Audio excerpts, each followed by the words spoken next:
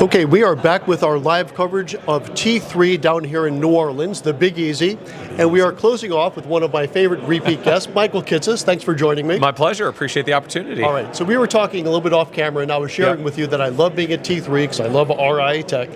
And like new toys, shiny objects, it's amazing. Who doesn't like new toys? Absolutely. I do, and certainly too much. So, like every other RIA out there, Sovereign is once again in the AI situation. And we feel like, we're here, we're doing some demos, and we're experimenting.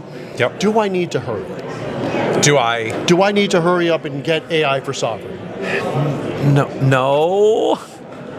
I know that's like I feel like that's a controversial thing when everyone's like, "What is your corporate AI initiative?" And have you roadmapped out your AI policy and plans of how you're going to use AI to transform your business? I'm like, look, I mean, the very practical reality, like most advisory firms have like 95 to 97% retention rates. Most of the 3 to 5% we lose are like death, divorce, like things that would not be altered by what technology I use to run my firm. Most clients make decisions about whether they're going to stay with us or not by depth of our relationship, how effectively we're communicating with them so that we can navigate through difficult stuff when it arises. Like, clients do not choose us or fire us because we have like the latest piece of whatever technology. I mean, AI or otherwise. Like I didn't get hired or fired by whether my software ran in the cloud when the internet came along, or whether we used a robo thing when robo was popular. Like these are not the actual decision frameworks that clients use to decide whether to work with us or not.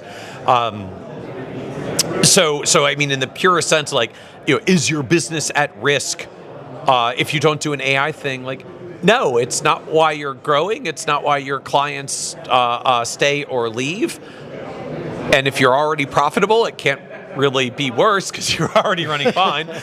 And if you're not profitable, frankly, it's usually not your tech, right? It's we don't have the right team structure in place, or we aren't priced properly, or we have too many clients that are not paying what it actually costs to service them. And tech is rarely like the profitability issue for a firm. So if I've got good clients and good relationships and good retention and a profitable firm, like, there's not much that really changes fast enough to say, like, and if you don't do your AI thing in the next 6 months, your business is doomed. Like, that's just not the reality of how our industry works. On the one hand, that's kind of why none of these technology waves of all the ones over the years ever particularly disrupt us, because there aren't that many clients in play in motion a particular year. It's not like the neatest app on my cell phone and then everybody hears about it and then like 3 weeks later a million people are using the new thing.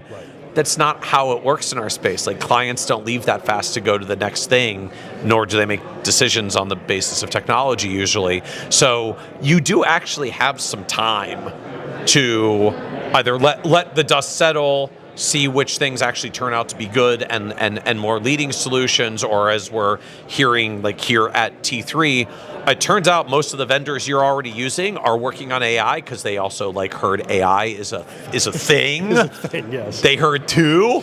And so you may find that most of your AI capabilities that you're eventually going to like use and think are amazing are literally just going to be features that get added to the software you are already using.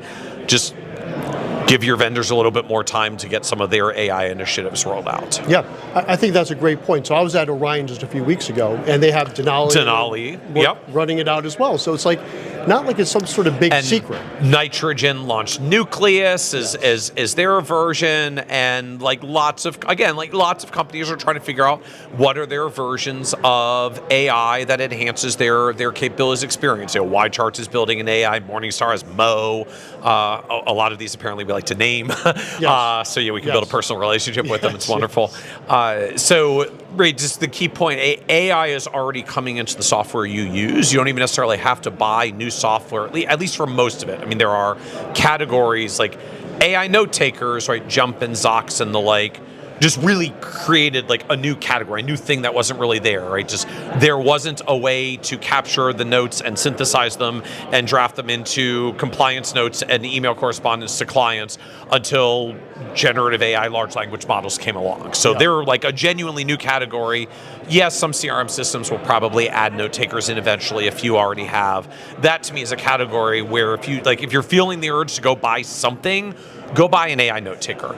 It's genuinely useful. It's one of the few pieces of tech that's a little harsh. Like it's one of the AI techs that are like legitimately helpful and time saving if you spend any time right now capturing notes and doing follow-up emails for clients and spending a lot of time prepping for meetings. It won't automate it because you don't want to let it run with abandon. But if you take your 30, 60 minutes of prep and follow-up time in every single meeting and you just knock 10 or 20 minutes off of that, times all the meetings of the week, times all the weeks of the year, like it's really legitimate time savings and helpful. And most of us don't love doing client notes as a general habit. It's like AI note taker. If you feel like you got to do an AI thing, go do that.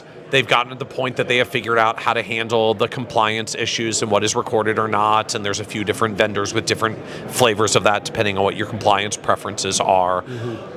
Most of the other AI, either you've got time to let newcomers to come and the dust settle a little and see which ones are leaders and standouts, or recognize that a lot of AI things are just going to show up in your existing software, and you'll be more AI enabled every year that your software does its own updates, in the same way that, for anyone who's been in a while, you go back 20 years ago, all the vendors eventually converted to the cloud.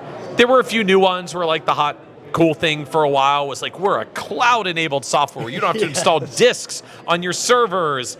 And it was neat for a while, and it was a buzz for a few years. And then eventually all the companies went to the cloud, and everything was cloud-enabled. And like nobody talks today about how I have internet-enabled software that runs in the cloud with APIs. Like that's just how it works. It was a big breakthrough. It made the software better. It made it more integrated. We got cool new shiny toys. It was all awesome. Like you didn't have to go shop for the latest thing that uses the interwebs to be more efficient. All the software got there. Yeah, that's a great point, because I do recall like going from the desktop version of XYZ, excuse me, to the cloud base. And now it's just table stakes. And now it's just table stakes. And a few of us that like shiny objects picked some cloud-enabled things because they were a little cooler and solved a pet peeve of mine a little bit faster. But at the end of the day, like clients didn't choose us because our software ran on the internet instead of out of our server closet. We didn't have drastically different like margins or efficiencies at the end of the day. Yes, tech helps incrementally, but it's not even the thing that massively transforms our margins or moves the needle. I think there's a lot of hope out there of I'll have AI and then I won't need to have any staff anymore. Like it's not at that. I mean, just practical reality. It's not at that level. You'll take a workflow that was annoying and make it a little bit faster and make it a little bit expedited. And maybe a few things get automated, but we're not at the level of staff savings. There was a mega firm out there a few weeks ago that put an announcement that we built all these agentic AI things to make our workflows more efficient, and we've estimated we're going to save 5,000 hours of staff time. And I was like, that's incredible, 5,000 hours of staff time. Like, I know the firm a little bit. I'm like, they manage tens of billions of dollars. They have hundreds of millions of dollars of revenue. 5,000 staff hours. I mean, working week is about 40 hours a week times 50 weeks a year. 2,000 working hours in a year. So 5,000 staff hours is 2.5 admin. Right.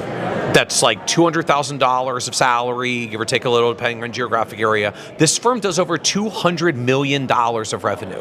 So the massive, amazing agentic breakthrough. We're doing all these things. I'm like, okay, but you are so freaking large that that saved you 0.1% of your staffing costs, and that doesn't include the cost of the fancy developer tech person that you probably had to put in place to create the agentic thing that's going to save your team 5,000 hours of staff time. It's like, I'm not even sure you're ahead.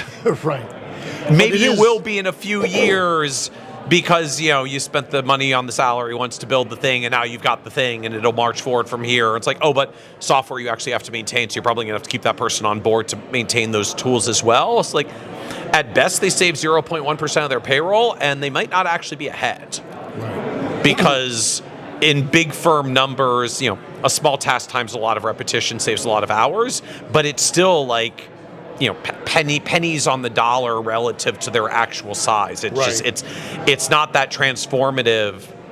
Can maybe say yet, depending on how much of an AI optimist you are. But again, that means the worst case scenario is you have time, and the best case scenario is it's actually not even that transformative, and it's not really going to change your economics all that materially. Yes, eventually you have to get there. There were standouts who thought the cloud was a nefarious thing that was going to steal all your data, but it's really safe in my server closet with my lock on the door. Right. And they didn't go to the cloud for 10 years after everyone else. And I love a lot of those folks. They're still in business. They still see their clients. The clients still really like them. They have great relationships. Right. And it didn't even particularly impinge their business, except at some point it was like, it's a little bit annoying doing the server updates. Can we please just use the cloud software where we don't have to buy the new server every couple of years? Fair enough. So if I could have you put your futurist cap on, and I've been getting a lot of mileage out of this quote, which I believe is attributed to Bill Gates, which is, and you probably know this one. I know where you're going. Yeah. So people overestimate technology in the short term, but underestimate it in the long term. What are we underestimating with regards to this topic, AI, in the long term for us advisors? Do you think? So, look, I love the quote, and I mean, part of the striking thing about it is, it's not just that we underestimate change in the long run, it's that often we even underestimate where the change is going to be and how it's going to play out. So, because I like picking on the internet boom as like an easy example in context, like for anyone who's around, you remember like back in 2000, the prediction was all bricks and mortar stores will be gone in 3 years. You certainly won't need pet stores because we've got pets.com now. Like all bricks and mortar will be gone in 3 years was the prediction. And then the only thing that happened in 3 years was the tech companies crashed. So now you fast forward a decade or two later, Amazon is a bajillion-dollar company that's kind of changed the world and how we interact with commerce. For sure.